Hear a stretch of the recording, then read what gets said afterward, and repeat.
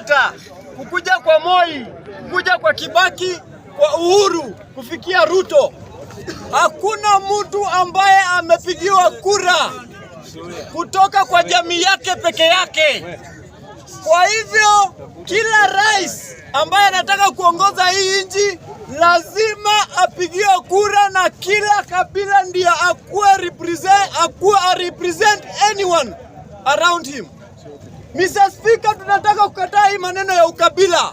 Mtu yeyote ambaye anaenda kutaja hapa kabila, watu msipigie kura tafadhali. Wachana na hiyo siasa ya kutubadilisha sisi tukaweze kukua divided. Mr. Speaker, tukikuja katika katiba yetu ya Kenya, kipengele cha kwanza cha constitution says that the sovereign power belongs to the Kenyan citizen.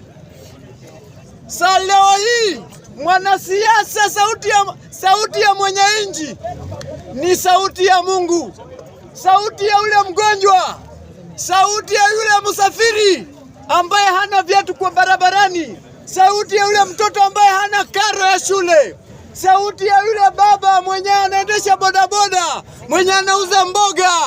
Ile ni sauti ya Mungu ambaye naambia William Ruto ya kwamba wananchi wanataka hii na hii. Tafadhali Mr. Speaker, nataka kuambia serikali ya kwamba mtu yeyote ambaye anapinga serikali sio eti anaunga opposition. Sio eti ukipiga Ruto vita unamsupport Rigathi Gachagua, hapana. Tuko hapa kwa sababu ya mwananchi, na yeyote ambaye anaenda kukosea mwananchi, mimi nitasimama na yeye, mimi nitampinga, mimi nitang'ang'ana kila kitu ili mwananchi asikizwe. Mr. Speaker, nataka kuambia Wakenya ya kwamba leo hii sijui ni nani alitudanganya ya kwamba mwanasiasa akitujengea kitu, akitufanyia kitu lazima tumpigie kura. Nikikuja hapa affordable housing, si eti wanatupatia hizo nyumba ndio tuwapigie kura, hapana. Huo ni ushuru wetu. Ushuru wetu lazima ukuje na utushughulikie.